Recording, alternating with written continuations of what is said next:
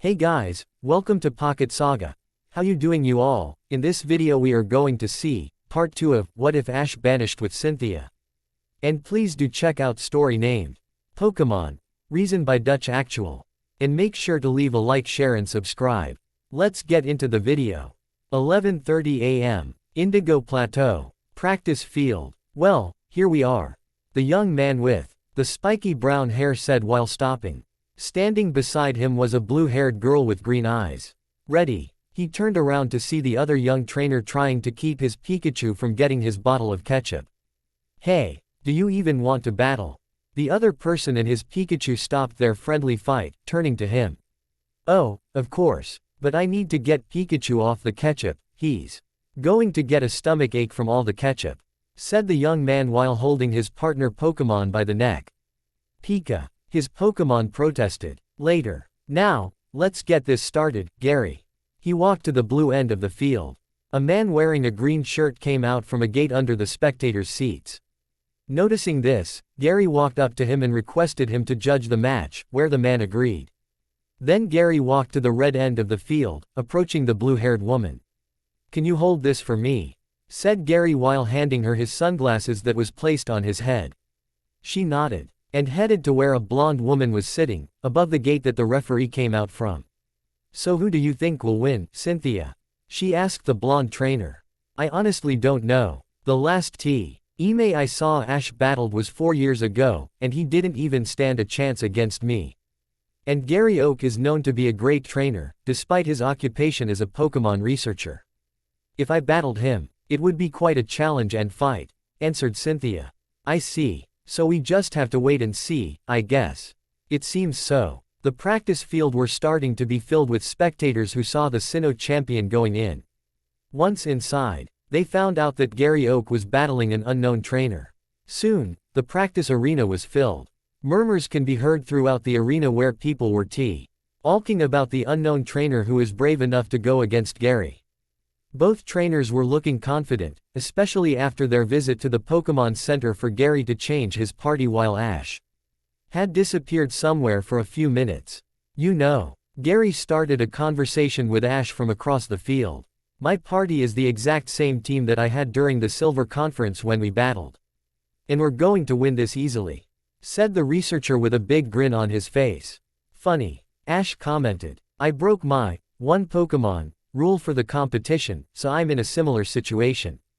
The referee stood on his usual spot and announced the match. This match between Gary Oak and Thanatos. Ash completed the referee's sentence.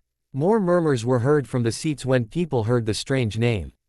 This match between Gary Oak and Thanatos will be a 3-on-3 practice match. One side will be declared the victor when either side's Pokemon are unable to battle. Begin. The referee raised both his flags to signal the start of the match. 3-on-3, huh? Well, this should be quick. Nidoqueen, go, said the trainer in the red corner while throwing a Pokeball. It released the dual-type poison ground Pokemon. This is for your loss in the Silver Conference, Tauros. Ash threw a similar ball, revealing the normal-typed Pokemon. Nidoqueen, get close for a Mega Punch, Gary said while pointing his forefinger. The Nidoqueen started running towards the horned Pokemon with her hand shining white. Ash observed the unusual speed and agility of the last evolution of the female Nidoran. In a split second, the Nidoqueen got in range and launched her fist forward for a Mega Punch. With Ash not saying anything, the Tauros took the hit head-on. The fist connected. Gary's eyes widened at the sight of the Tauros that withstood the power of the attack. Well, isn't that something? Tauros, lock her arm between your horns, Ash ordered. The Tauros nodded and did it exactly like his trainer instructed him to. Tauros moved his head in a circular manner and locked the Nidoqueen's arm. Now, lift her into the air. Tauros started to run forward, pushing his opponent backwards while gaining more speed. A second later, Tauros lowered his head and lifted it again in a much greater speed to which Nidoqueen tried to resist but failed. Gary's Pokemon was now being thrown upwards. Nidoqueen, Gary shouted. Tauros, use horn attack when she falls. Ash gave out another move for his Pokemon. Gary smirked at this and gave his order. Nidoqueen, Hyper Beam. In less than a second, she had fired the Hyper Beam. An explosion occurred and a cloud of dust emerged as Nidoqueen landed safely on her feet, giving a small and short tremor. After a short while, the cloud began to disperse. Nidoqueen could be seen standing firm in the midst of the dust, however, there was no trace of Tauros still standing. Gary smiled at this sight. "Well, just like the old times." "You sure?" Ash replied. "Do it, Tauros." A shadow that resembled Tauros was now visible in the disappearing cloud of dust, running at full speed and ramming Nidoqueen's back with his horns. Not expecting the attack, the dual-type Pokémon got launched from the attack, hitting the walls of the field. The referee ran up to the Pokémon to check its conditions. Nidoqueen is unable to battle. Tauros is the winner. No way. Nidoqueen was taken down with one attack. Gary said in disbelief. The crowd gasped at the unexpected turn of events, where Gary Oak's Pokémon was taken down very easily by a no-name trainer. Tish. Not bad. Gary clicked his tongue while returning his Nidoqueen. He took another Pokeball and threw it to the field. It released a big blue turtle with 2 cannons on its back. "Go for it, Blastoise." Ash quickly returned his Tauros and he spoke to the Pokeball in what seemed to be a thank you for the battle. He took another Pokeball as well and did the same gesture as Gary. He chose the last evolution line of the fire counterpart of the Kanto starters. "Let's make it an epic fight, Charizard," Ash said to the orange lizard. "You're not allowed to fly." The lizard nodded and showed a thumb up, showing his approval at his trainer's challenge. "Blastoise, Hydro Cannon," shouted the trainer in the red corner. "Flamethrower, full power." 11:30 a.m. Unidentified galactic base. 10.00%. "How goes the progress?" asked a man with spiky blue hair, wearing a familiar outfit with a G imprint on his chest. "It went a little bit faster after it hit the 5% mark, Cyrus, sir," answered his underling with a salute. He had number 27 written on his back. "And now that we have got Celebi, it should go faster, it might even go at triple the previous rate," added the young man next to him. This one with number 3 written on the back of his uniform. "Very good. Make sure the Pokémon needed to complete the objective are safely secured," Cyrus ordered. "How about the progress on the Grand Conference? Any notable trainers yet?" He stood up from his chair, and went in front of his desk in a military commander style. "There are a lot of strong trainers, just like we expected, but this is still the preliminaries, sir. So we are waiting for a little bit longer, to see who will really pass our qualifications." An old thick-bearded man entered the room, interrupting the two GUNs who were about to answer the question. "Although we can save the trouble if we just go for the champions," he added. "That won't do, drive." "Righto," Cyrus calmly replied while going back to his seat. Quote, "Those people have already experienced victories in either a regional league or the Grand Conference, so they at least know how things work in these tournaments. If we do anything suspicious, they will notice. So we need somebody new. And I'm saying we just force them with the new hypnotism device the organization finished not too long ago. Saves us a lot of time and trouble. Dr. Righto Sunly Hap. Pen if one of the champions wins the conference. I'd like to do things smoothly, if possible. I don't like any surprises from the machines, they tend to be faulty at critical times. With newly crowned ones, they are mostly oblivious. Or I hope they are." Cyrus took a sheet of paper from a pile marked, "Financial Proposals," and started to work on it. "So, what do you think of our candidates?" The OL. Man walked over to a sofa and sat on it. "Well, for Jupiter, I don't think he will be seeing the finals. For your last-minute addition, Saturn, I do think she is more capable, but still not enough to get to the finals. Probably only up to the top 64. The trainers in the conference are very strong, and I've noted many who show potential. Organized by regions," said the doctor, who stood up and gave his boss his research results. Cyrus accepted the papers, and started scrolling through them, reading in his head. Johto. Champion Lance, EF Karen, EF Bruno, EF Koga, EF Will. GL Claire, GL Price, GL Morty. Trainer Lyra, Trainer Silver, Trainer Ethan. Sinnoh. Champion Cynthia, EF Lucian, EF Flint, EF Bertha. GL Fantina, GL Volkner, GL Candace. Frontier Brain Palmer, Frontier Brain Dahlia. Trainer Barry. Coordinator Don, Trainer Lucas, Trainer Paul. Hoenn. Champion Wallace, E.F. Phoebe, E.F. Sydney, E.F. Glacia. Stephen Stone, G.L. Wan, Liza Ann Tate, G.L. Winona, G.L. Norman, G.L. Flannery. Trainer Brendan, Coordinator May, Trainer Harrison, Coordinator Drew, Coordinator Harley, Trainer Max. Frontier Brain Annabelle, Frontier Brain Brandon, Frontier Brain Tucker, Frontier Brain Lucy. Kanto, Gary Oak, Champion Red, E.F. Lorelei, E.F. Agatha. G.L. Sabrina, G.L. Blaine, G.L. Brock, G.L. Misty, G.L. Erica, G.L. Janine. Trainer Richie, Coordinator Soledad. Quote, Stephen Stone, why is he without title? I know Gary Oak is a researcher. Cyrus asked. Well, he is a Stones enthusiast. I wasn't sure what title to put. Dr. Righto simply answered. He's strong all right. He was in a match against Cynthia where the battle ended in a draw. I see. And why is there only a few from Kanto? Setting aside the Elite Fours being shared, that is. And you might want to explain the asterisks next to a couple of the names too. The blue-haired man raised another question. The asterisk indicates that even though those specific trainers are strong, they might not be able to finish the required task because of their personalities.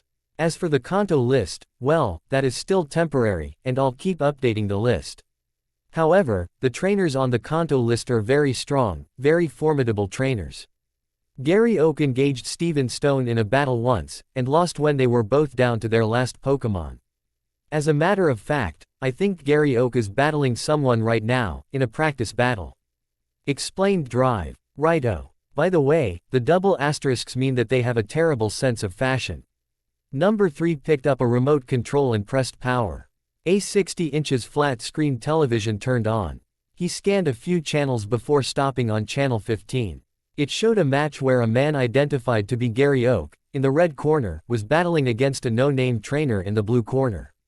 The stadium is filled with spectators, hoping to attain enlightenment on the researcher's excellent battle skills. The screen showed one of Gary Oak's Pokemon, Nidoqueen, is down, while 2-0. Out of the 3 revealed Pokemon of the opponent are still fine. Currently, Gary's Blastoise was fighting it out against a Charizard. They've been battling it out for more than 15 minutes now. They're on equal powers. Every attack they launched was cancelled by the other Pokemon, Number 3 commented. Yeah, it seems so. That Blastoise is strong all right. Its attacks aren't normal, they're both powerful and quick. Added Number 27. But something seems off here. Charizard has been dodging and matching up the Blastoise's attacks without flying at all, and it looks completely fine. Number 3 remarked. Hearing this, Cyrus got up from his seat to see the match. He noticed the participants, and then he saw the Sinnoh champion in the seats. He proceeded to look at Gary Oak, who looked exhausted, just like his Blastoise. The Blastoise withdrew in his shell and spun, showing his rapid spin attack. Charizard didn't move, catching the gigantic turtle in his arms. He roasted the turtle with a fire spin before bringing it to the sky quickly. Performing a seismic toss attack. Launching downwards with great speed, the Charizard released the turtle. When his opponent made contact with the ground, the orange lizard added an extra dragon breath to deal more damage. To everyone's surprise, the Blastoise stood up again before the referee could decide that it was over. The water type tried to do another hydro cannon, but missed. Indigo Plateau. Practice field. Darn it. Gary cursed. If only the attack could hit. Hearing this, Thanatos got ready for a reply. Your Blastoise is strong, Mr. Oak. Very strong. It was a little bit beyond my expectations. However, Blastoise only have a limited set of times of which he can use his attacks, PP, in short. Once he uses it up, exhaustion awaits, which seems like the case this time. Unlike mine, who have a nearly unlimited set of times. Gary, not understanding fully, shot back a question. Unlimited. What do you mean? Your Blastoise can only use a certain amount of water and attacks before it exhausts himself. Now, unlike others, you have trained your Pokemon exceptionally. If I have to do an analogy, most Blastoise's water source would be as large as one of the 3 lakes in the Sinnoh region. Your Blastoise, however, have a source as large as all the 3 lakes combined, from what I can see. He paused for a second, before continuing his explanation. What about my Charizard, you ask? His would be as much as an ocean of lava. What 3 small bodies of water can do to an ocean of fire? Practically nothing. Hearing this, many of the crowd started to shout in disagreement. He's bluffing. He's not sane, just kick his butt, Oak. With one started, the others quickly joined. Yeah, just take him down. Shut him up. What a cocky person. He's nothing much. Looking at the outraged crowd, Thanatos turned to Gary. Would you like to at least comply to the wants of the people? Gary got hot-headed at his friend's explanation and ordered his Blastoise to do his most powerful move without even being asked. I'll prove you wrong. Blastoise, Hydro Cannon, full power. The Blastoise aimed its 2 cannons at the fire counterpart, and shot 2 huge, high-speed water cannons. Take it head-on, Charizard. Thanatos ordered. Charizard stood there while the Hydro Cannon is heading to him. He stepped forward a step. Once the attack connected to his body, the water evaporated in an instant. The attack kept on coming, however, to no avail, getting turned into steam by the millisecond. The arena quickly turned hot like a small sauna. The Blastoise was running out of gas and kneeled over in exhaustion. Many of the people watching rubbed their eyes to see more clearly.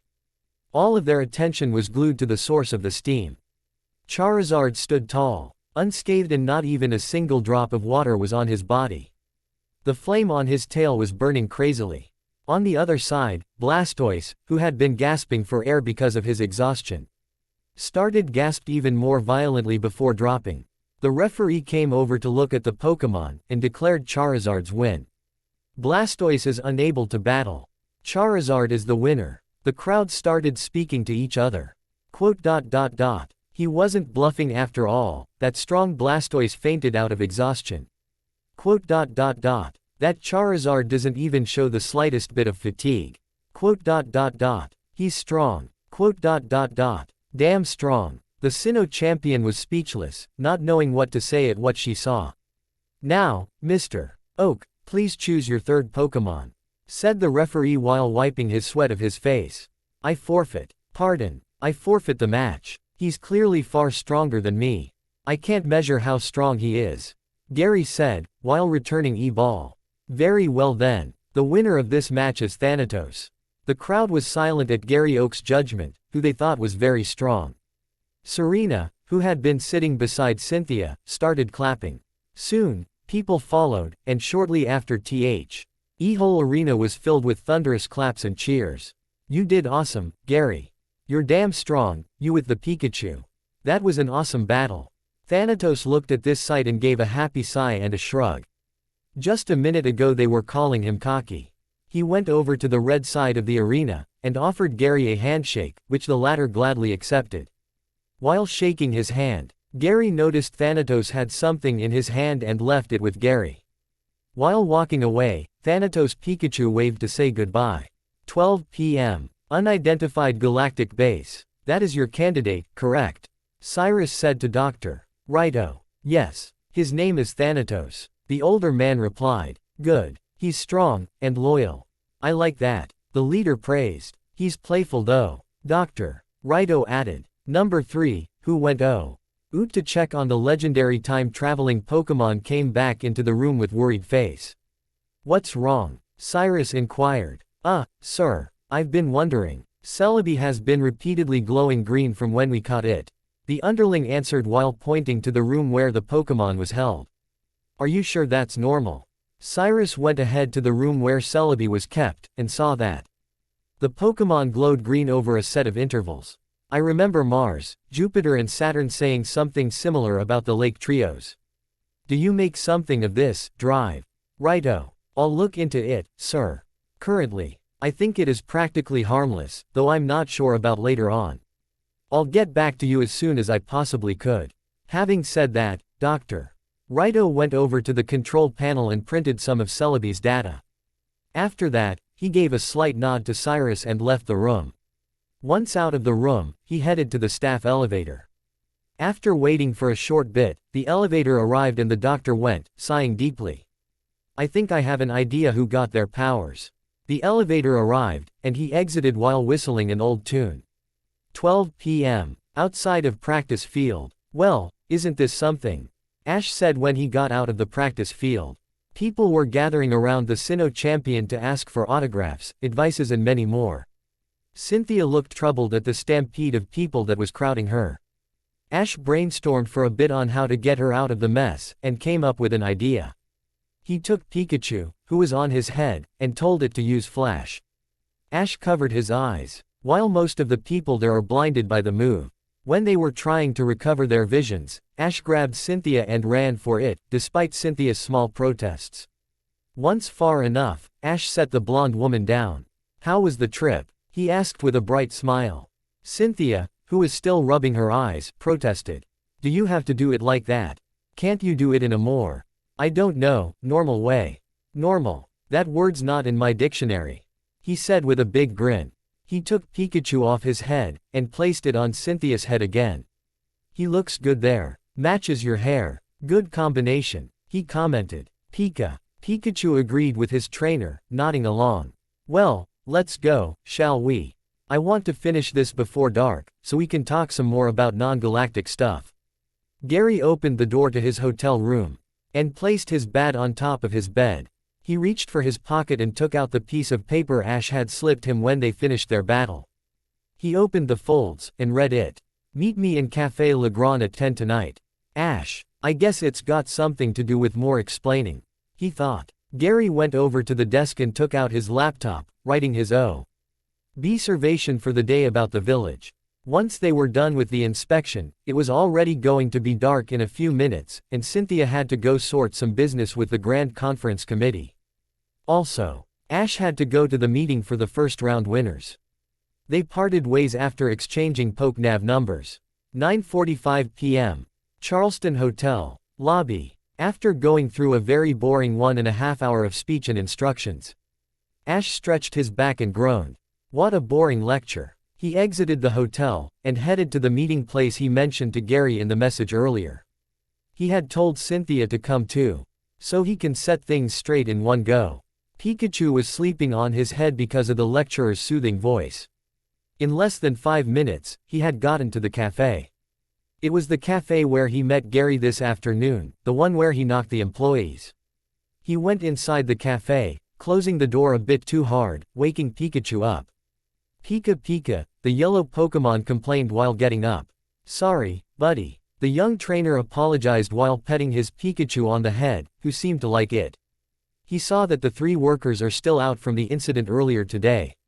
"Man, don't this cafe get customers," he said while trying to make things tidier. "Hey, Mr. Bartender, wake up." He slapped the bartender in the face, but the bearded man still stayed out cold. Just then, another pain struck his head. "Ah," he groaned, while holding his head. Don't worry Pikachu, it's just those dizzy spells I've been having for the past week," replied the young man, still kneeling. He tried to get up by using the wall as a support. He hit his hand on the wall accidentally, and it produced a hollow sound. He knocked the wall to make sure, and it produced the same sound. This part of the wall is hollow. He punched the wall, breaking it. He checked out the hole he made. In the hole, he saw a plastic container. He took it out, and saw that inside was an old key. He opened the container and grabbed the object. When he touched it, the dizzy spell got worse, enough to make one faint. "Ugh!" He groaned again, dropping the key in the container. Ash's eyes became hazy and he lost his balance, falling to his knees. When he did, he could not see anymore. My vision," he shouted while rubbing his eyes. Not being able to see anything but darkness, Ash panicked. Suddenly, there was a white beam that separated the darkness into 2 parts horizontally, and now he could see nothing but light. He fainted afterwards. Ash realized that he was standing in the same spot where he had picked up the old key. However, the wall was still intact. His body felt light as a feather. He looked around the cafe, and he noticed a few differences. The furniture looked new, and there were a lot of people there. Confused, Ash went to the receptionist to ask how and when all these people get here so quickly. "Hello, I was here just now and it was empty. Now, it's full with customers. May I ask what time it is?" The receptionist ignored him and continued playing solitaire on the computer. "Hello." He waved his hand in front of the other man's face. Again, ignored. Slightly annoyed, Ash went on and tried to pat the guy on the shoulder, only to have his hand go through the man's body. Ash fell, and his eyes widened in surprise. He noticed that his Pikachu was absent the whole time. What the heck? It's like I don't exist here at all. And where's Pikachu? He got up, and noticed a newspaper on the bar. He walked over to check the newspaper. Hey, this paper's from 20 years ago, who put this here? Ignoring it, he turned to see two people reading the paper. He walked over to see the paper to see the same date. He quickly looked around the room again, to see the clothes the people wore. An epiphany. This is 20 years ago. He shouted out loud, where no one even flinched at his loud voice. Dollars. Equals. This is 20 years ago. But how did I get here? Ash said while looking dumbfounded at his realization. He walked to the bar, not knowing what to do. Not being tangible, he had problems placing himself in the room. So, what did you find in your latest expedition? The one-toe bar. It was amazing. The fogged lake and swamps were beautiful. His friend answered while sipping his cognac. Did you find what you were looking for? That gear thing. The man turned to his friend while making out a circular object with his hand. The time gear. No. And I don't think I should be messing with it, to be honest. After my research results, I think I'm not brave enough to actually snatch one. I'm afraid if I take the gear out of its place, the time in that region will completely stop, although I'm not sure. Besides, the scenery was worth the trip there. The second man explained. Better safe than sorry. Overhearing the conversation, Ash stood beside them the whole time. Right, so you're not going on any expeditions again. The first male raised another question. Not for a while, I'll be stuck managing this cafe for some time. Probably continuing my research at the back, like usual, said the other man while pointing to a door beside the bar with a staff only sign. Time gears. Ash thought inwardly. Just then, another dizzy spell attacked and the young man blacked out again. 10:05 p.m. Indigo Plateau. Café Le Grand. Pikapi. A Pikachu cried when he saw his trainer is gaining consciousness. Having fainted for nearly 15 minutes, Ash tried to open his eyes. When he came to, his vision returned. After a few seconds of readjusting, he saw that he was still in the cafe. In front of him was the key that he found before he saw the strange vision. Curious, he picked it up again.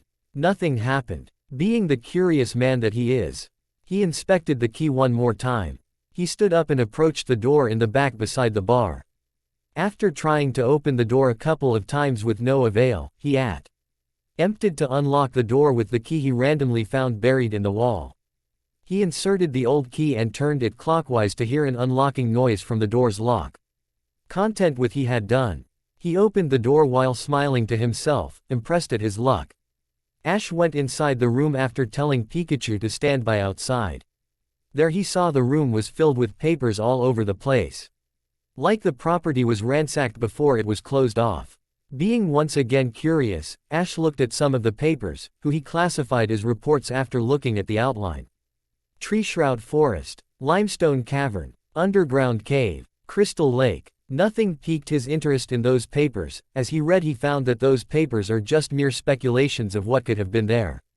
Ash skimmed over the papers quickly, not knowing that he was missing important parts of the papers. Then he saw another set of files, this one being in front of the work seat. Fogbound Lake. Ash remembered the vision he had when he fainted, and quickly walked over to grab the papers. He found himself looking at the table of contents. Introduction, location, surroundings, necessities, guardian, time gear. He raised an eyebrow at the last entry, and flipped over to that specific section to check the details. This is Pika Pika. His little yellow mouse cried from the main room. Yeah, be right there, buddy. Ash said. It doesn't seem like there's anybody here anymore. Guess me taking these papers will do no harm. I'll place it back here later, he thought to himself. He gathered up all the papers and folded all of it in half, placing it in his pocket. He exited the room and closed the door behind him, locking it with old key. Not long after, Gary entered the scene. So, what's up with all the secrecy? He asked while walking up to the three unconscious employees. Wow, you really gave these guys the beating of their lives, said the young researcher while looking at work that his rival had done this afternoon. He looked over to Ash, who had just taken a seat on one of the stools of the bar. It's about Team Galactic. The brown-haired man said while helping himself to some drinks from the bar. What about them? Let's wait till the champ gets here, replied Ash while lightly pinching Pikachu's cheek, getting a slight complaint from the little mouse. You mean your girlfriend? The other man mocked. Ah, music to my ears. The two young men swapped stories about their journeys and work for the last 4 years, and reminisced about the times they used to compete over the littlest things when they were young. Ash brought up the topic of the half Pokeball they both hold, and Gary pulled a necklace from under his shirt to show Ash his half. Not long after, the awaited person arrived. Well, she took her sweet time, didn't she? Gary commented while nudging Ash. Let's not worry about that, man. But you are late, Cynthia. Ash added. Well, being the Sinnoh champion isn't exactly the easiest job. But sorry for my tardiness. The female replied while taking a seat beside her boyfriend. No problem. Now, let's get down to business, said Ash, while putting Pikachu on the bar, which had fallen asleep from his trainer's petting. Answered the other man while taking a sip from his drink. I see that you're not here for the conference only, Gary, stated the young man with the ponytailed hair. Gary flinched a little at the statement. Man, you're sharp. And here, I was about to talk to you about that. Right, I assume the looker put you up to this?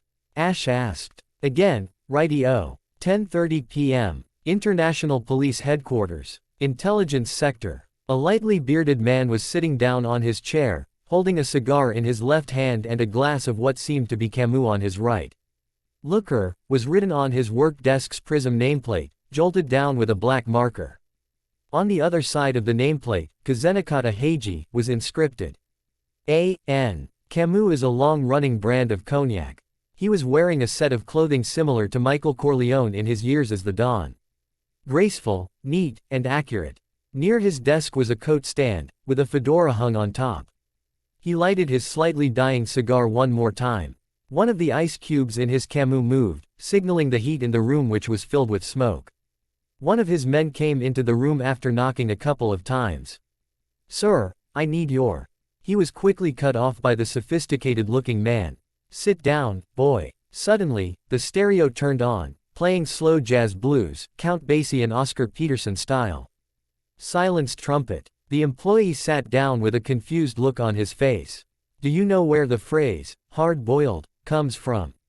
The man asked. Excuse me, sir. It comes from hard-boiled eggs. That's right. It's like tonight's hard-boiled moon, the man said while looking out the window, taking a puff from his cigar. Why would hard-boiled, that used to mean hard? Boiled eggs have a different meaning now. He paused. The younger man was still sitting there with a blank face. This may be still too early for the kids who are still reading Playboy to understand. So ask that question again when you've started reading Business Playboy. The man pointed to the younger male with his cigar. However, there's one thing that remains clear. He paused again, and approached his drink. That is, on this hard-boiled night, you will feel compelled to have a drink. He picked up his glass of Camus, and shook it a little. Men can only quench their thirst with alcohol. He then took a sip from the glass. I'm a hard-boiled detective. A sly and cunning fox. Ah, sir, I just need your signature right here. The employee finally mustered up his courage to say something and to immediately get out of the room.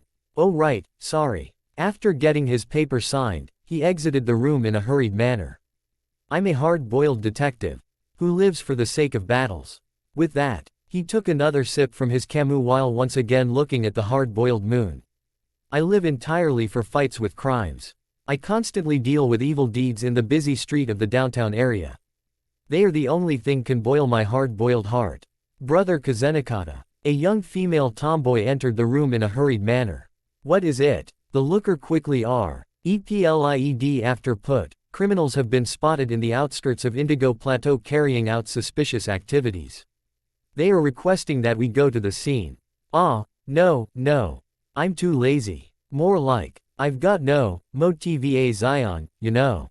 These cases are all the same, they're boring, you know.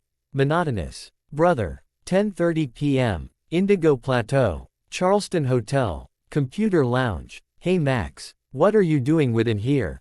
Brock asked while getting in the lounge after seeing his younger friend inside. You remember how that Thanatos guy is freakishly strong, right? And how he was recommended by some nobody figure. The younger male answered while still typing away. Of course. That Pikachu he has is something else. So what about him? The man with the squinted eyes asked back. Well, I did some superficial research about Dr. Righto. You know where his name came up in. Quote. I've got nothing. Well, feast your eyes on this. Max said while opening a page from the net. A silver outlined web page was displayed on the screen. The title read Galactic Corporation. Under the headline was a line of links showing different sections of the site that can be explored, such as Home, About Us, Mission and Vision, Contact Us, and many more. Max had opened a page under Head Personnel, subsection of Research Department. The name Righto Light can be seen on top of the names list. Okay, so this means. Brock broke the silence that had plagued the room for a minute or two. That Thanatos guy is with Team Galactic. The gym leader shouted in surprise while Max covered his ears. What's going on in here? Why all the noise? May came in with Misty, who heard the noise from outside. You won't believe this. That awesomely strong Thanatos guy is part of Team Galactic. Brock once again shouted out loud. Max placed his hand on his face. As if silently saying, why did I tell him? What? Is this true, Max? May asked her little brother. Yeah, I'm the one that told him. But I'm not 100% sure about this. It can be some other Righto in Team Galactic. The little brother answered with a shrug. Righto. Team Galactic. Misty said in confusion. Let me explain. The young teen said while scratching his head.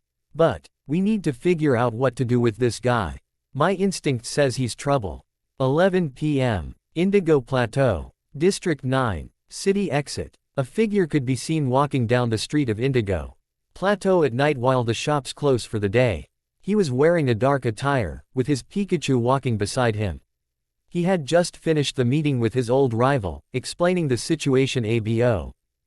Team Galactic occupation of the village. He sent off the Sinnoh champion to her hotel afterwards. With nothing exciting happening for the last half an hour, he walked it off in District 9, heading to the outskirts in a very relaxed manner. His next match was in 3 days, the last of the preliminaries. Pika Pi Pikachu Pi. Pikachu started the conversation. Oh come on, I thought we cleared this up already. I like naming my techniques. It clears off any confusion about which attack I'm going to use so my allies can think about what to do next. Ash stopped his sentence to find Pikachu looking at him in a skeptical way. Why? Yeah, okay. But in all those battle mangas they name their techniques all the time. And I even got to the trouble of learning fragments of Latin from the net. But still, I think my previous point was valid also. It's not lame. Not lame at all. The two continued walking leisurely to find that some sort of trouble was brewing. In a clearing in the outskirts, a commotion was going on. Cops were present, while what seemed to be Team Galactic is on the other side of the clearing. Ash got closer to hear one of the officer talking in the loudspeaker. Once again, knees on the ground and hands on the back of your heads. We have reports of suspicious activities in the area. The police shouted. A group of people came in the scene after hearing the noises. It was Ash's old gang. Who was there to see if they can help, just like always. Having missed Thanatos in the scene, they started to talk to the officers to see what they can do. Ash ignored them and looked at the Galactics. The 5 Galactic members got down to the ground and did like the police said, which came to a surprise for Ash. The Galactic members were wearing a different outfit than the usual grunts. They looked more built. They wore balaclavas and fingerless gloves. They were wearing black tights this time, still with the lightning yellow imprints. Over the uniform, they wore something else, however. It was hard for Ash to see because of the darkness of the night and the torches from the police shifted positions constantly. A number of police officers walked near the 5 suspects with standard edition compact G19s. A few officers lighted the 5 people on the ground, giving visibility to those around. Uninterested and not wanting to be seen by his old gang, Ash walked away from the scene to head to his home much further in the outskirts. However, his eyes caught a glimpse of the 5 people who were then fully visible. They were wearing something strange and not needed unless there was something big. They were wearing something that meant that they were ready to be captured. Ballistic vests. They were ready to be captured, and they were ready to fight back. The first officer was ready to frisk the first galactic member, and got closer. The unsuspecting officer started to search for weapons, however, only finding his face being squashed to the ground like a mosquito by the galactic behind the one getting searched. All of the police officers immediately pulled out all of their firearms, but they were too slow to save the leading squad in front. With a number of standard pistols aimed at them, the leader of the 5 raised his hands in a mocking manner.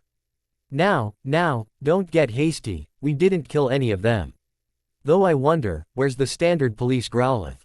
He said while stepping back with his hands still up. Your puny guns won't be able to damage any of us here. Silence. Who sent you and what is your objective here? One of the office RS said while getting closer and pointing the gun to the man's head. Did you really think we're going to tell? You must be joking. He laughed and soon he was joined by his 4 comrades. Tell you one thing though. There's a timed explosive somewhere in the International Trade Center in this town. Are you going to waste your time here? The officer seemed uninterested at the statement. Joe, get some of your guys to check the building, he said while turning his head to Joe. When he did, unfortunately, the 5 saw the opening and scattered into the woods and retreated. Better go there fast or the building will be destroyed. Many officers tried to pursue them, only to be stopped. Let them go, we have a bigger problem if what they were saying is true. Ash and Pikachu followed the officers to the trade center, while the gang was given a ride by the police. When they arrived, the police already barricaded the place. What's the situation? It's bad, sir. They really were telling the truth. There's one discovered time bomb currently, and we only have 6 minutes left. Are there civilians in the building? Yes, but we've evacuated some of them, not all. We need more manpower. Well then, let us help. Don said while stepping forward, offering help to the police. This isn't some games for youngsters, you should go home. I think we're more useful than just some kids, officer. We can take care of ourselves. Besides, you're in desperate need for men, right? Don't worry, we just want to help. Offered Brock. The officer sighed and gave in to Brock's reasoning. The man was right, and they could use their help to evacuate all the people in there. Fine, he said. But when the timer hits 2 minutes, you're all getting out of there, finished evacuating or not. We've called the EOD team for this. I don't want to be responsible for young people like you getting killed. All right, let's go, Brock said, leading the gang to the building. Are we apparently, yes. As H and Pikachu wasted no time talking to the officers. He used the supplies entrance to enter the building, and he started to look for the explosive. He could have asked the police officer, but he doubted that they would tell him where it is. He hid several times from his friends trying to evacuate, until he finally found the explosives. It was on the 3rd floor, attached to many of the pillars. Most of the room was covered with the timed explosives, the timer glowing red all over the place. It was showing 2:25. The pillar with the explosives was positioned close to the line of glass windows, facing the police barricade. Outside the big room was the police, standing guard in case something happened. What's their purpose of putting a bomb here? This is ridiculous, Ash thought to himself while getting closer to the explosives. Having no time to waste, he pulled his hair into his usual ponytail, and wore his balaclava part way, like he always did with it. He took off his overcoat and kneeled in front of the explosives. He had some experience in the field of bomb disposal. He got experience from back when Raito taught him how to. He had never thought he would try his hands at disarming explosives in real life, though. Without having second thoughts, he examined the explosives. C4 charges only. This doesn't make sense. These charges aren't even connected to the timer, thought the young man while trying to figure out how the explosives will detonate. He took the timer off the pillar, and inspected it one more time. An ordinary clock counting down. He threw the clock away and started to look at the explosives again. He could probably disarm a few, but not all of them. Tish, where's the EOD team when you need them? He complained. Pikachu cried out while pointing in a direction. Unfortunately, the EOD guys won't be coming anytime soon. Or maybe they're not coming altogether. Ash quickly stood up and turned around to get into a battle stance. There he saw a familiar face from Team Galactic. The vice captain of the encountered 5. The bomb's going to go off soon. The EOD team isn't coming, are they? A police officer shouted in panic. Calm down, man. They'll be here, we just have to wait. A fellow officer tried to calm him down, but failed. No, they're not coming. I'm outta here, said the first officer before running off the scene.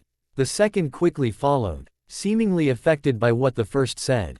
This is the bomb site, we have no time to waste, brother Kazenakata. A young female said to her companion. What are you doing, brother? On a night like this? Camus on the rock is a perfect drink, said the man while looking out the window. You're scared, aren't you? Your legs are shaking, brother. The female said. No, my legs are shaking merely because of the beast that has been stirring inside of me. Bleared. You're totally scared, aren't you? You're throwing up because you're scared. Come on, we've got no time to waste. Both ran to the door of the room planted with bombs, only to be stopped by the sight of 2 people conversing in front of the bombs. Baniri, wait. A female voice was heard across the hall near the 2 police. Don't just run off like that, we need to get out of here. Dawn, wait up. Another female followed her, and she was followed by 2 guys. We need to exit the building, she said to Dawn. I know. Let's go. Baniri. The brunette replied in a hurried manner. Wait, I want to see the bomb site. Max shouted before running off to the door to find the looker. Oh hey, look, it's the international police agent. The weird hard-boiled one. He signaled his friends. Max, we need to get out of here, what if the bombs go off while we're still inside? Brock warned the younger trainer. Before getting a glimpse of a familiar figure in a distance in the bomb site. Hey, look, that's Thanatos. And that's a Team Galactic member. I knew he was bad news. Max added. Shush, they're talking, the female police said while getting a better position to eavesdrop on the conversation. What a surprise, meeting the infamous Thanatos here. Although it would seem we don't share the same goal, said the armed man while approaching Ash. He took out a firearm and aimed it at Thanatos. Kudos to you, Neptune. What's the vice captain of the highly acclaimed Bravo company doing here? Ash shot back a question while he raises his hands. The opposite of what you're doing, obviously. I would take that the documents you're holding is your objective. Who knows, maybe 'tis not. Ash eyed the man, looking at his gear. The man was pointing a machine pistol at him, and he was not carrying any other firearms. At his side, he had a mechanism that Ash quickly classified as the missing piece of the puzzle. Ah, I see. A detonator. That's how this whole thing is going to go.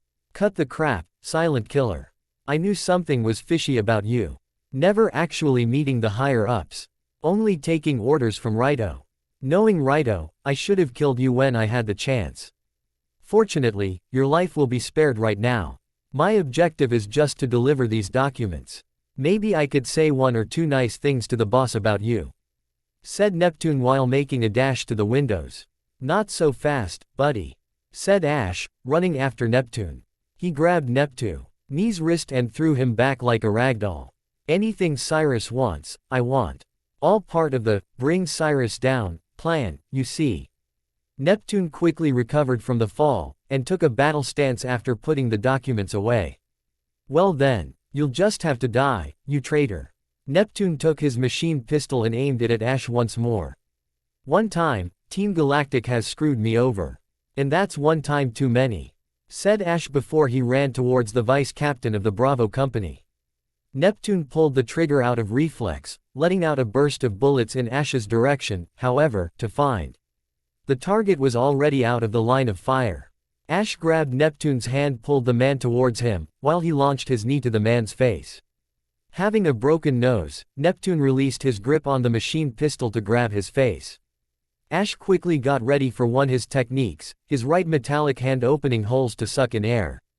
The air pressure changed around the two, and Neptune's face was pale. And one could guess soon it would turn blue. The man was holding his neck and was deprived of oxygen, which was being sucked to Ash's metallic hand. Not being able to breathe, Neptune fainted. He took the detonator from the galactic member.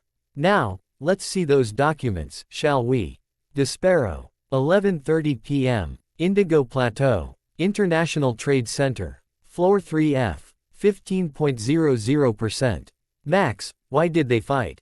Brew. Net girl asked her companion while trying not to be seen from inside the hall.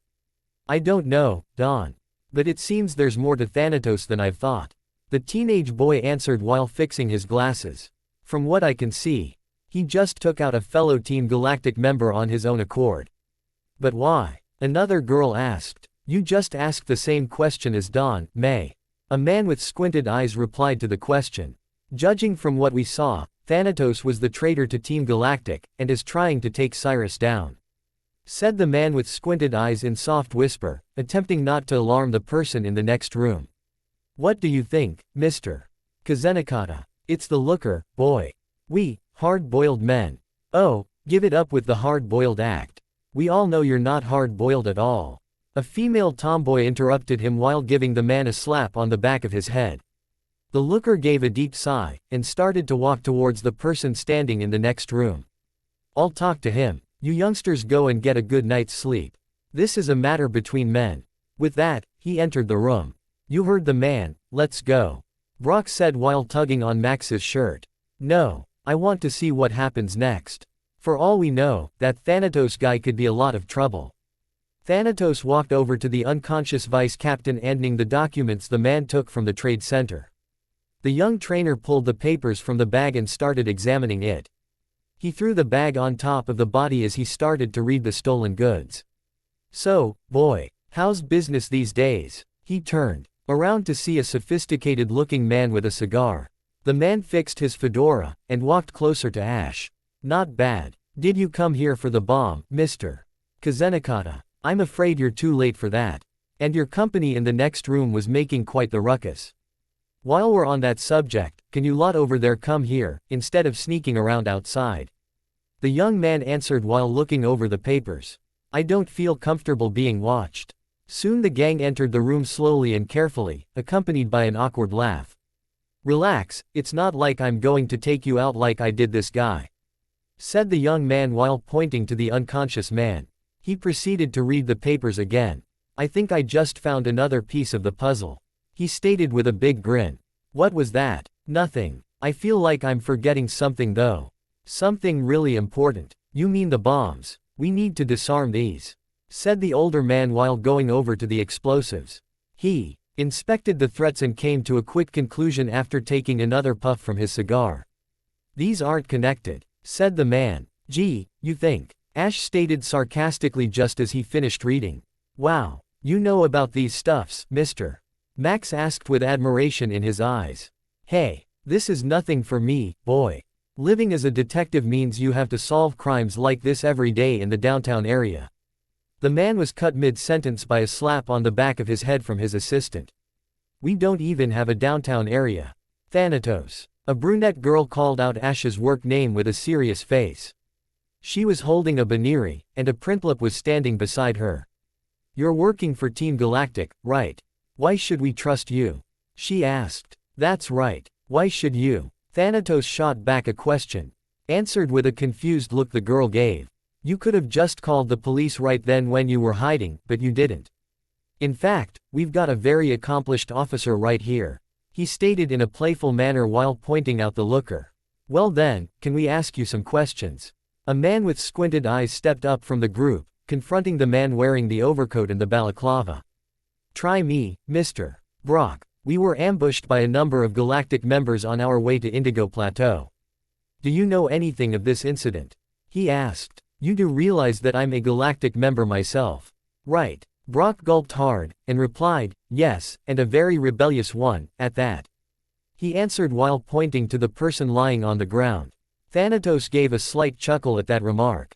Cyrus is trying to do what he failed to do 4 years ago. Now with major upgrades. Thanatos waved the bundle of documents at Brock. You guys foiled his plans the last time, remember? Brock nodded, followed by the gang behind him. He doesn't want any of that right now. So he's planning to get you guys out of the picture. All of you. Thanatos' poke nav started ringing a second later. He pushed the answer button and began to speak. Thanatos here, answered the young man while signaling the others to wait. Ah, there you are. I've looked over the copy of the documents you sent me about an hour ago. And I must say you've got an interesting find. The person on the other side of the line replied. Hey there, old man. Start the story. All right. So the time gears, from my research, are artifacts of great importance. It keeps the flow of time going in this world. Even the most hardened criminals know not to touch the time gears, lest the flow of time be disrupted. From the copy of the notes I have received from you, it seems that these places are where the gears are located. Once they are taken out from their places, time will completely stop in the area of jurisdiction of that specific gear. While in that jurisdiction, there contains a guardian that keeps away intruders from the artifact. Why did you want me to research about this, anyway? At first, out of sheer interest. Now, it seems that Cyrus plans to gather all 5. For what, I don't know. How do you know? The documents I recovered from a Bravo Company member I stopped. Bravo Company. Ash thought inwardly. Hey, are you listening to me? The doctor yelled through the poke nav. Yeah. Wait a sec. It seems I'm remembering something important. Don't hang up the call, old man. Replied Ash. Something about Bravo Company. Hey, so this is a member of Galactic's Proud Fire team. He's heavily armored and equipped. A girl wearing a bandana said while kneeling beside the unconscious body.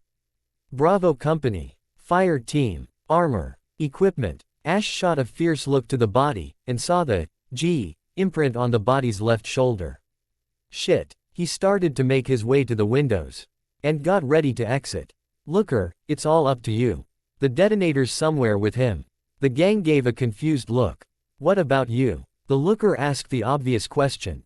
I've got something to do, something urgent. Let's go, Pikachu. Pika. He jumped out of one of the open windows, and took a Pokeball from his belt. Salamence, said the young trainer while releasing his pseudo-legendary. He got on top of the dragon Pokemon. To the Galactic headquarters, double time. Ash, what's happening? A voice from the Poke Nav reached his ears. The sound transmitter equipment from the Bravo Company member. I forgot to destroy it before I revealed that I'm against Cyrus, and you were included in the conversation. You have to get out of there, quick, and take the documents about the time gears with you too. Ash screamed at the top of his lungs to the Poke Nav. Okay, I'll get to it. I'll be there in less than 10 minutes, get out of there as fast as you could and come to the usual place. With that, Ash ended the call. He texted Cynthia in case he needed help, informing her of the rendezvous point he had chosen. Step it up, Salamence. 11:50 p.m. Galactic Main Headquarters. VC. Research Room. Stuff to take. An old, bearded man was gathering his belongings before he evacuated the building. He had a galactic nameplate on his lab coat that said, Dr. Righto. Where were those copies of the documents that Ash had sent me? Mumbled the aged man while looking for the pieces of papers. Ah, here it is. Finding the bundle of papers, he slipped some into his pocket. While he held the copies. Unfortunately, you're going to have to hand those over to me, Doctor. Said a man who had just entered the room, accompanied by 2 men who were fully armed and guarded by 3 Mightyena. Dr. Righto quickly turned around to see who it was. Cyrus, he stated. What a surprise to see you here. Usually you just stay coped up in your office on the top floor. What brings you here? He said with a big smile. You know what I'm here for, Righto. Don't play dumb, said the organization leader while pointing to the sheets of paper the doctor was holding. Oh, you mean these? The older man said while flashing the bundle of paper. He strafed little by little, until he stood beside a machine placed on a table beside a big recycling bin. What are you doing? Warned one of the guards while raising his pistol. These are just my shopping list, you see, so there's nothing to see. Dr. Righto inserted the papers he was holding to the machine beside him. Which ripped to pieces to shreds. I wouldn't want people to see what I buy in private.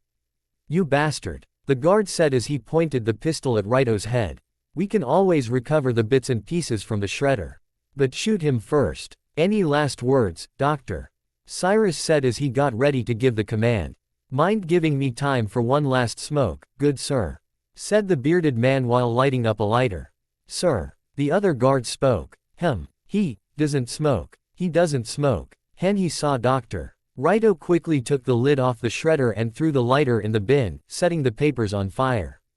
Ah, the documents. The guard panicked and accidentally fired a shot, hitting one of the doctor's arm. "Arg!" shouted Raito while holding his arm. The other guard got ready to bash the living hell out of the former galactic researcher. "Hold it." Cyrus quickly intervened and lowered the guard's pistol. "You're going to pay for that, Doctor." "Guards, restrain him." In less than 10 minutes later, Ash had arrived in the main headquarters, and he quickly rushed off to the research center. The other employees did not seem to know about Ash and Dr. Raito's declaration of betrayal, but he knew that the disciplinary officers would have taken action by now. Ash knew he was digging his own grave, but he could not reach Raito by phone, so he had to make sure. In a seemingly endless hallway, a bad feeling rushed to Ash's chest. The door that usually was kept open was closed, and that itself gave him a bad premonition. Pikachu was running beside him, and kept a worried look on his face. He got ready to open the door, and rushed into the room. "Old man." When he opened the door, his eyes widened in surprise. The old man was sitting in a chair in the rather large research facility. With a bleeding arm, heavily bleeding. "Old man, what happened to you? We need to get out of here," said the young man in panic. "Oh, that won't be happening anytime soon, or at all, silent killer," said the man who Ash quickly identified to be Team Galactic's leader while approaching the doctor. "You see, this doctor here has done something quite unacceptable," Cyrus started explaining. "He burned away important documents. I was going to make his capture a fast and normal one, but he brought it to himself." He turned to face Thanatos, who was getting ready for a fight. "You, give me that thing," ordered Cyrus to one of the guards, who immediately complied. He accepted the pistol from the guard, and pointed it at the doctor's head. "No, you wouldn't," Ash cried out while removing the glove on his right hand, while Pikachu's cheeks started to spark. "You will keep that arm and mouse to yourself, or I will blast this man's head off," Cyrus warned. "Now, kindly hand over the documents you got from Bravo Company." "Don't do it," said Dr. Raito to Ash while panting heavy breaths. "Now, Doctor, you have to remember that I am the one giving orders here," shouted Cyrus before hitting drive. Raito on the face repeatedly. Ash tried to intervene, only to be stopped by the guards who had increased in numbers and were all pointing their pistols at him, with a number of mighty hyenas surrounding him. "Now, the documents," Cyrus said to Ash once again, to which Ash just stayed stationary. "Very well, then. We'll just have to take it off your dead body. Guards, shoot him." Right after Cyrus issued the order, drive, Raito got up from his seat.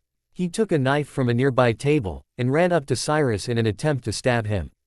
Being inexperienced with a firearm, Cyrus quickly turned around and fired multiple body shots while getting thrown back from the recoil of the gun. "Old man." Ash ran to Dr. Raito, who was now lying motionless on the ground. "Old man, hang in there. I am getting sick of this nonsense. Guards, take them out, and retrieve the documents," said the galactic leader while standing up and fixing his clothes. With that, he exited the room. You bastard. Come back here." Ash tried to go for Cyrus only to find that the way was completely blocked off by guards. Holes once again appeared on his metallic arm as he prepared to launch an attack, only to stop before he could finish. The arm was jammed. Hey, what's wrong? Too afraid to come at us, silent killer?" A guard tried to taunt him. "Shit." Ash pulled drive, Raito's hand and placed it across his shoulder, carrying him towards a wall, which he released his Metagross to break down. They jumped down a couple of stories with the help of Metagross, and tried to escape to the forests, but were pursued by the guards. Ash ordered his Metagross to perform a hyper beam attack to break down the source of pursuers, to which the pseudo-legendary happily complied. Ash started to make his way to the forest with Dr. Raito on his back. "What's this? I have an artificial arm," Ash said in surprise when he took a good look at his supposed-to-be missing arm. "Yeah, I couldn't just leave it like it was before. I don't know how to amputate, so I just attached a metallic arm." "Cool," Ash said, still dazed. "Now, with this arm, you'll get substantially strong. What I request is that you'll never take the life of another human being with this arm," Dr. Raito said with a big smile. "Don't worry, old man. I promise I won't. I still kept my promise up until now, old man. The arm jammed, and I didn't kill those guys like I wanted to." Don't die on me, Ash shouted, his eyes getting watery. He dragged his feet, carrying the man along the rugged path of the forest. He had no idea where he was going. He just needed to get away from that place. They took away your sister. Ash gave a question to the old man's earlier statement. Yeah, to make sure that I absolutely follow orders. And that I joined Team Galactic without question. Doctor. Raito answered. 3 years after joining, I found out that she was long dead. She was killed by Team Galactic to prevent any unwanted attention from the public. Why are you telling me this? Cyrus did that, no. The fall from the cliff and the arm. And I saved your life, Ash, so you owe me one. Also, I happen to bear a similar grudge to Cyrus. We'll do it together, you and me, what you say? Said the older man with a bright smile. Sure. Damn it, old man. Don't play with me, you're going to be fine, right?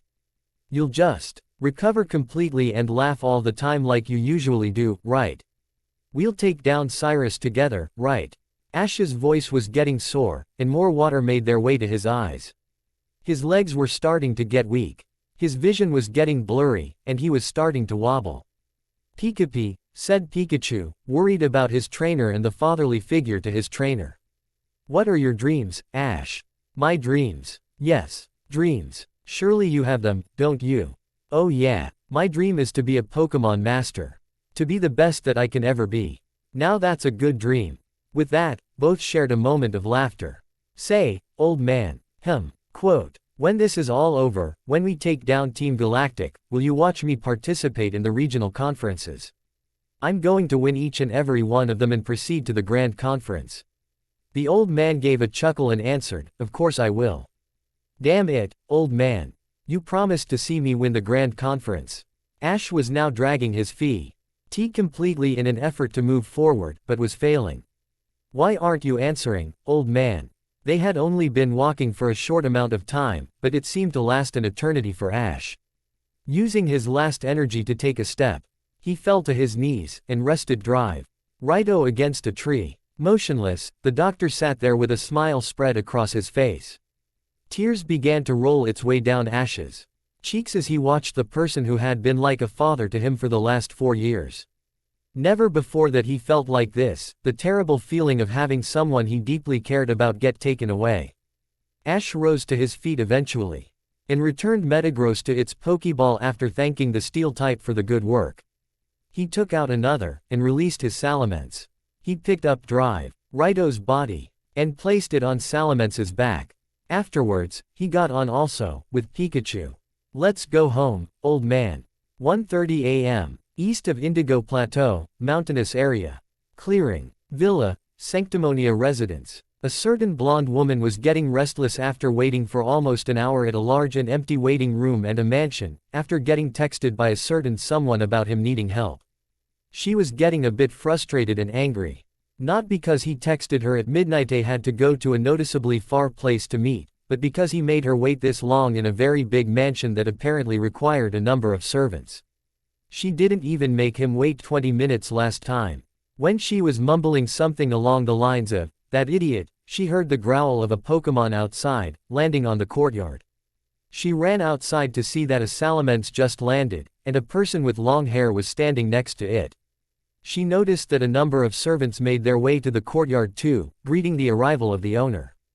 Cynthia started to walk towards the man who was standing beside the Salamence, the man who made her wait for quite a long time. So, Ash, where have you? She stopped mid-sentence. Ash was carrying a person who was lying motionless on his arms.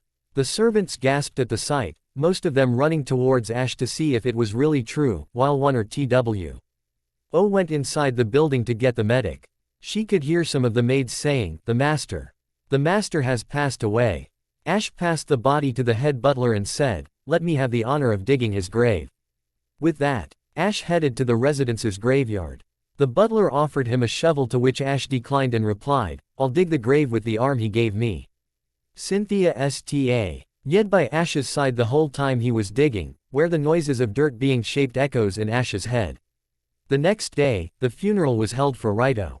The funeral ended early that day, because of the rain that started to pour at the end of the ceremony. Ash stayed in front of the grave, cursing himself of his mistake he made the day before. He could have destroyed the sound transmitter if he had not forgotten it, he was careless. Damn it, he muttered. Ash, Cynthia said from Ash's side. Let's go, you'll catch a cold if you keep standing here, stated the blonde-haired woman while reaching out for his hand. She realized that he had no intention of moving away anytime soon. He had told her what happened the morning after he returned, spending a lot of time letting it out. She led Ash to embrace him in a hug in an attempt to comfort him. Knowing her intentions, he returned the hug. Are you feeling any better? She asked. Ash smiled, and replied, better than yesterday night, definitely. Now, I'm even more determined to take down Team Galactic and pay Cyrus back for what he had done, to me and to the old man. And I don't think the old man would want me being depressed and emotional when I've got something big to accomplish in the near future. Thanks for making me feel better, Cynthia. Hearing this, Cynthia let out a deep sigh of relief and released the hug. Ash looked at her and said, I didn't say I was feeling that much better, I still need the hug. In fact, I might need something more. Cynthia immediately looked down in embarrassment, hiding her flushed red face. Ash chuckled at her behavior. You're so cute. Stop teasing me, said the girl in protest. Ash leaned in towards her face, catching her lips in a kiss, which she gladly returned. 8:50 a.m. Indigo Plateau. Main reception area. The day was the second round for the Grand Conference, where all the participants were inquired to gather at the main reception area in the city. It was an open park, with a medium-sized stage placed in the middle, close to the fountain. The time showed that it was 10 to 9, and almost all the participants who passed the first preliminary round were present.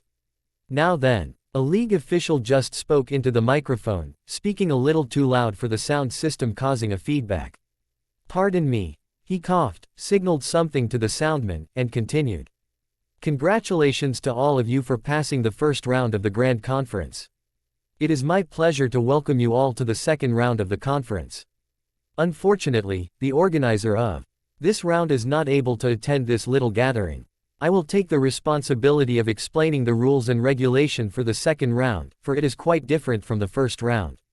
Ash had just arrived then, and asked the person closest to him if he had missed anything. Confirming that he was safe, he leaned on the tree next to him. Dressed in his usual attire, he let his partner P.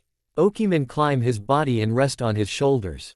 As you all may have heard, the second round will not be a battle-type bout. The official continued. Many murmurs were heard throughout the crowd, signaling the unrest that was spreading. I haven't heard about this, Ash thought. He looked to the official who was standing on the stage, and saw a line of persons consisting of the Elite Fours and the champions. It seems they will be participating too. I thought this was still the preliminaries. He eyed the big shots for a short moment, and fixed his gaze back at the official. Right. As you all know, there are a total of 4 rounds in this conference's preliminaries. However, an incident that occurred recently has triggered a change in the league setup. The second, third, and fourth round will be completed in one go. Murmurs in the crowd were getting louder and the uneasiness were spreading faster by the second. There will be breaks in between, of course, although they are optional. Now, for the briefing. The official cleared his throat and began. This next batch of rounds will filter the trainers into an approximated number of 60.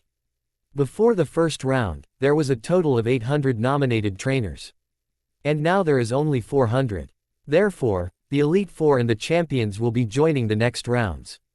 That's not fair. They're already qualified to participate in the main battles of the conference from the beginning. A man shouted from the crowd, declaring his disagreement with the roster. Calm down, young man. The official snapped back at the person. This conference has no need for weak trainers. The fact that you have been nominated to qualify for this tournament has already shown us that you have the potential. However, to be the champion means that you have to be the best of the best. The elite among the elites. If you are disheartened just because the Elite Four and champions are joining, then you might as well withdraw now, young man. Taken back by what the official said, the young man stayed quiet. Now, I will be explaining what the second round will consist of.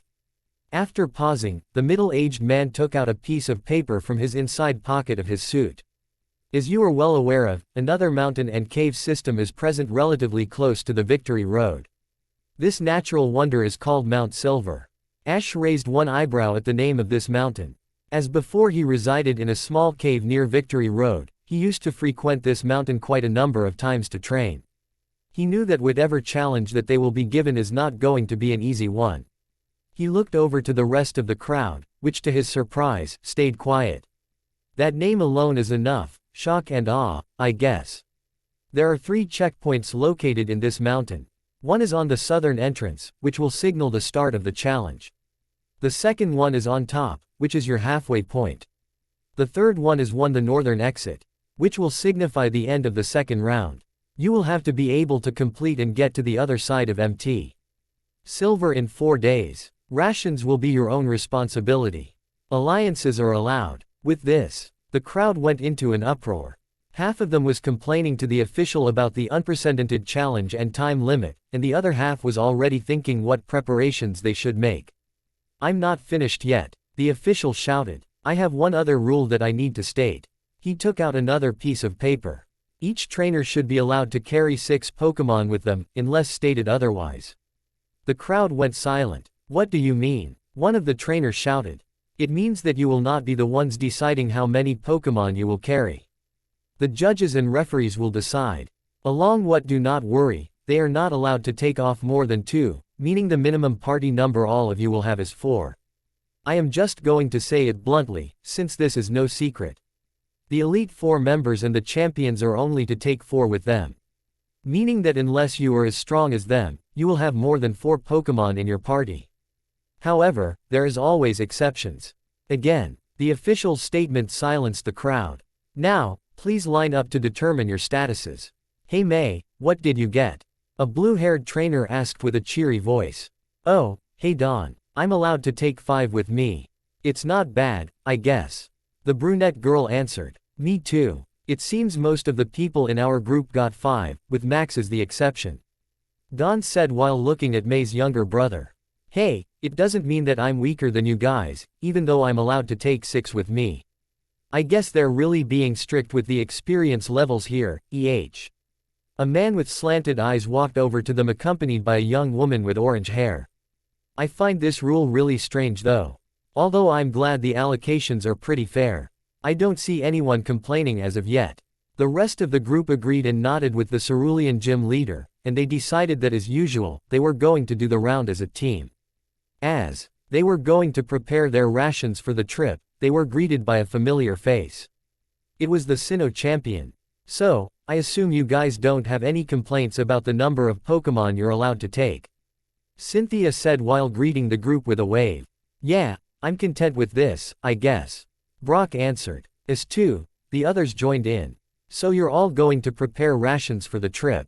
You'd better hurry though. We're supposed to rendezvous at the mountain in about 6 hours. The blonde champion said while walking in the direction of the city shops with the group.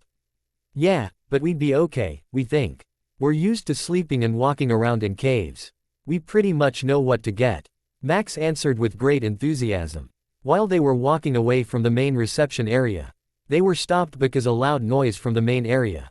Somebody just slammed the table. Hard. 2. A young man wearing an overcoat shouted to the official. That's all I'm allowed to take with me to Mt.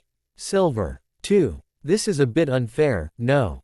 Just a bit, the young man said with a high tone of sarcasm in his voice. Sorry, Mr. Thanatos, sir, but that's the info we got from the higher-ups. We have no power to change it. The scared official said with a shaky voice. Right, so all these other trainers get to bring 4 or more Pokémon in their parties, and I get to bring 2. 2, shouted Thanatos while holding up 2 fingers to the official. That's Thanatos, right? May asked Brock while looking at the scene. He's only allowed to take 2, said the pewter gym leader. The group continued to watch the scene for a little longer. I'm sorry sir, but there's really nothing I can do. Tish. Thanatos clicked his tongue while punching the table. The one that organized this whole sequence. The leader of the sponsor company of the conference. Then tell me this. What's waiting for us on the other side of Mt. Silver? He asked while grabbing the collar of the official. The security guard immediately took action and held Thanatos by the arms to try and separate the two. Seeing this, the official that was announcing the rules came over. "Calm down, young man," he said while putting his hand on the young man's shoulder. Thanatos, Pikachu was staring at him and was ready to go. "Whoa, what a perky little fellow we have here," the official said without flicking an eyebrow. He took a piece of paper from his suit pocket and handed it over to the seemingly short-tempered participant. He went closer to the young man and whispered, "It'd be best if you don't make scenes here, mister. Ketchum." Hearing that, time stood still for Thanatos. You're the director, you know well what our leader's trying to do. If you go berserk here, then you'll fall into his scheme. It's only normal that you are a little on edge after what happened yesterday. Stay low, the official said with a bright smile. He placed his hand on one of Thanatos' shoulder and continued, "Win this. Bravo's with you. And why should I trust you?" Thanatos said while looking at the older person in the eye. "Let's just say I'm not willing to sacrifice myself for a world only for him. As for Bravo, the captain's set on helping you. Who knows what's going on in her head?" Thanatos shook the hand off his shoulder, and started to walk away. "Do whatever you want. You lost your cool," Pikachu stated telepathically to his partner. "Not now, Pikachu," Ash said out loud, ignoring the fact that other people may have heard him. The young man clicked his tongue once more. "It's not like you can't get through MT. Silver with only 2 Pokémon. I know. Ash answered out loud, turning a few heads towards him. He noticed this and realized he must have seemed like a mad person. Talking out of the blue. "I know that, buddy. But it still pisses me off that we're the only ones that is limited severely. It's one of those things." He sighed, then he went on to give his analogy of the situation. "It's like this. Imagine if you're invited to a dinner party, and they serve steaks. The other people that was invited was given a fork and a knife to eat, accompanied by sparkling water and red wine. But, we're denied that right of a fork and knife. We get chopsticks. Chopsticks to eat steak, accompanied by avocado juice and chocolate milkshake. It's not like we can't finish the damn thing. It's just with these conditions it's going to take us that much longer. And not to mention we pretty much won't be able to enjoy the meal." Finishing his analogy, he walked a bit slower than before. Although, he sighed again. Pikachu perked up his ears. "It doesn't matter if we have forks, knives, or chopsticks. Given the proper cutlery, one can still finish the meal. However, if the foundation of the process is weak, in this analogy the chemical breakdown which is performed by the teeth, one will have difficulty finishing this meal. A toddler with a newly grown set of teeth will have extreme difficulty chewing a cut of meat, let alone finishing it." Stopping completely, Ash thought about where he wanted to go. He decided he would finish his preparations for the upcoming round and choose the 2 Pokémon he would bring. He recalled a time where he was still with Team Galactic. He was on a break where he happened to overhear the commander of Bravo Team talk to her men. "In a battle, any battle, getting swayed by your emotions means the end of you. Without the ability to make rational decisions, you're as useless as a Magikarp on land. If you do win, and that's only a big if, it's by pure luck." Ash thought about the incident the day before and felt another surge of anger going up his body. His hand is itching for something to grab, his fist ready to punch steel. His feet ready to break bricks, his teeth itching to bite, and his lungs with the capacity to scream as loud as a lion's roar. He sucked in the inside of his right cheek eye, and his mouth and bit it hard to release some of the pent-up anger. Realizing that he was tasting his own blood a second later, he released the bite and resumed walking. "I guess I'm back to the toddler stage," whispered the young trainer under his breath. Foot of MT. Silver's southern entrance. Silver Town's northern outskirts. 2:55 p.m. Welcome to the second round of the Grand Conference. Anticipation can be felt among the 400 participants that was gathered on the foot of MT. Silver. With the presence of the Elite Four and the champions, most of the trainers were anxious to show the viewers what they are made of. As you all know, this round will too be broadcast in inter-region television. For that reason, a camera, we call them spybots, will hover around your participation in this round. Like they were triggered by voice command, the spybots appeared around each individual. "We care not how you get to the other side. You can climb the surface of the mountain, manage your way inside. Or some other way you can find. The official stated. What we do care about is your presence on the other side of the mountain. But of course, we have prepared surprises for you all. Naturally. Further briefing will be conducted once you get to the other side. Now, without further ado, the trainers were taking stances to get head starts. Ash, standing a bit further back from the crowd, saw that many trainers had formed alliances with other participants. He scanned the mountain quickly and sighed. I don't like the look of this. The second round of the Grand Conference qualifications is now underway. Foot of MT. Silver's southern entrance. Silver Town's northern outskirts. 3:02 p.m. Is it just me, or the whole competition is a bit disorganized? The young trainer was doing his round of stretches before actually starting the second round of the Grand Conference. An official came over to him while looking up the large mountain in front of them. It is disorganized. After realizing that, we needed to do something else besides getting a worthy trainer to do it. Upon hearing the official, Ash turned around to identify the person to be the official he met during in the reception area. What are you doing here? I thought an executive from Team Galactic would better spend their days in office. You know, ordering people around. Bravo team and I are thinking of getting out of Team Galactic. As I said earlier. Yeah, that. So what are you planning to do now, Mr. Leader? Your team won't get any funding from the company anymore. Leader, I like the sound of that. He took a cigarette from his pocket and lighted it up. You might want to check your balance sheet when you get back to the mansion. You did inherit Rito's properties and the likes. Speaking of which, how do you feel about this round? Ash shrugged and turned to see the mountain. I'm not sure, frankly speaking. With only 2 Pokemon, I'm pretty sure I can get across MT.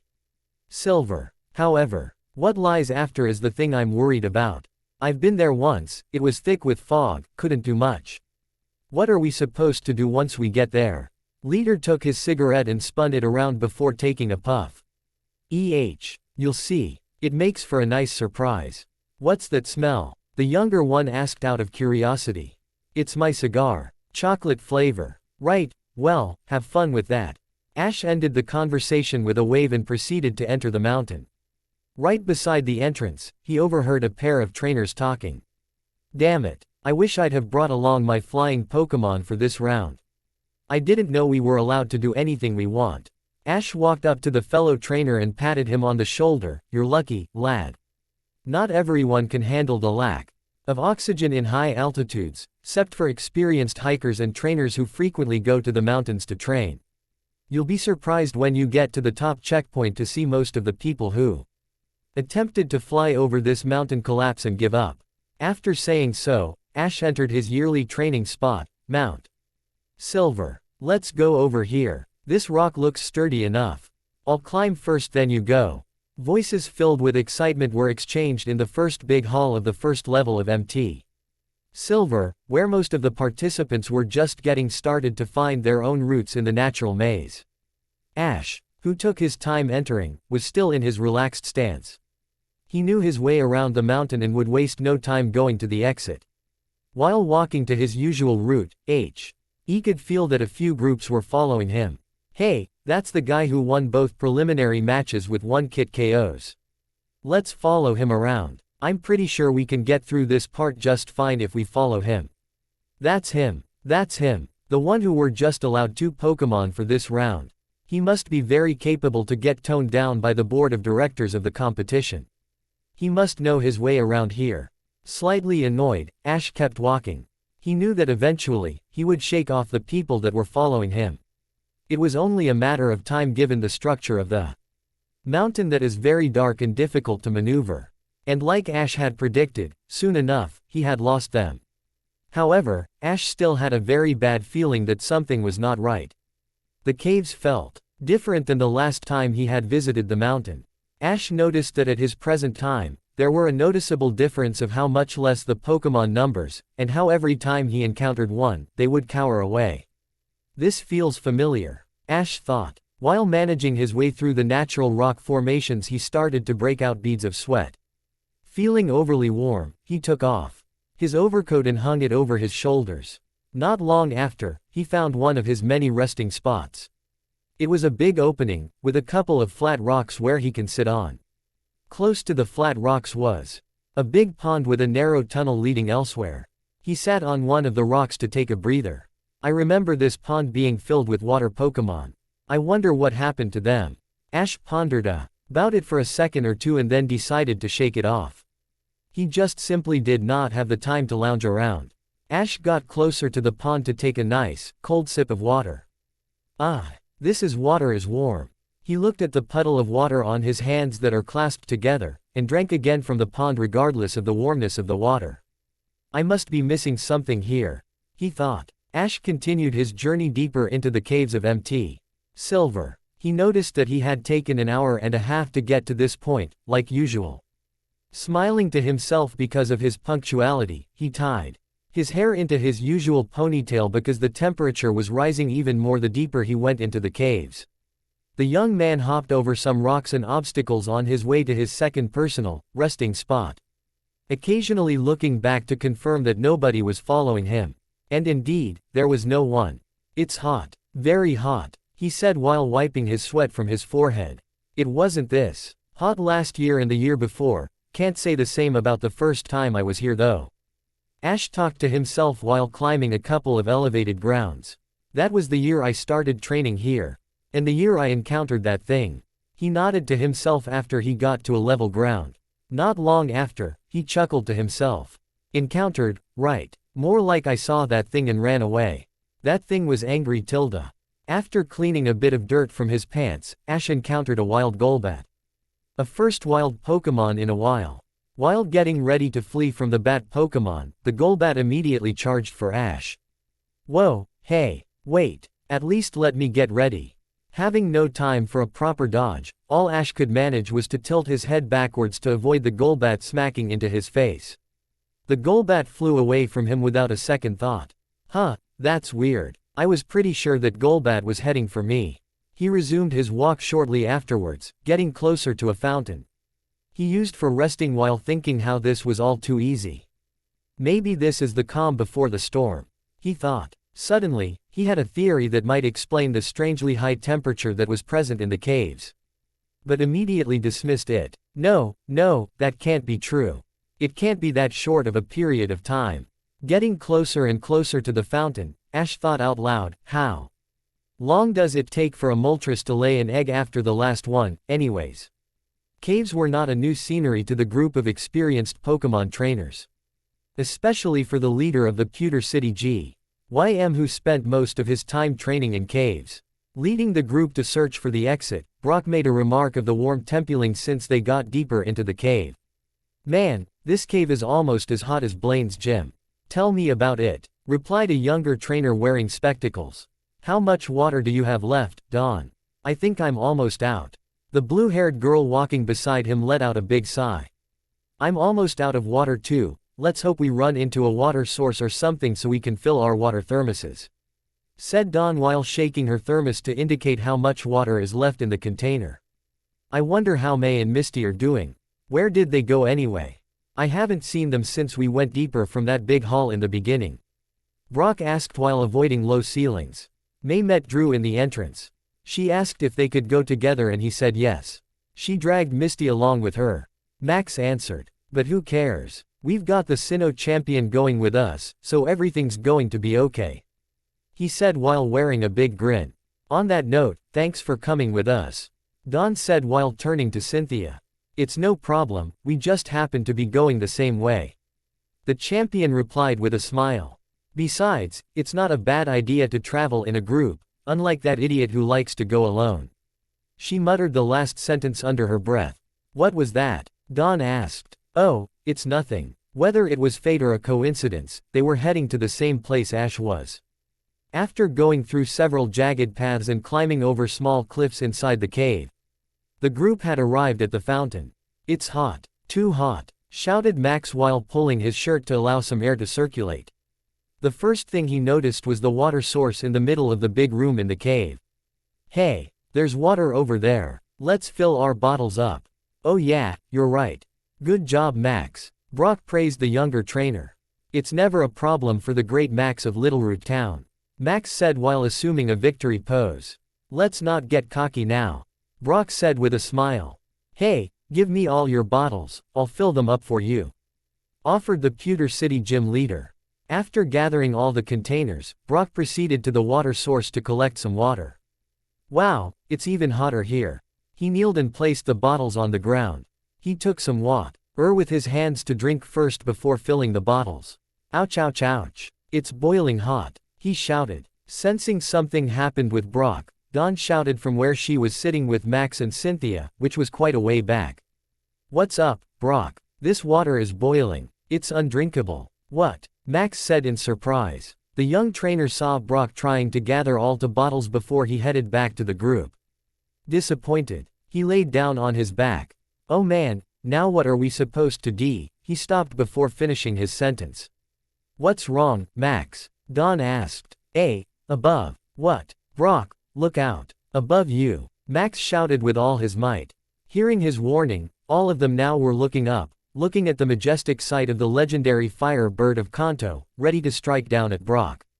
Nearing his destination, Ash had little obstacles to go through before he could finally reach the fountain he found during his trainings in MT.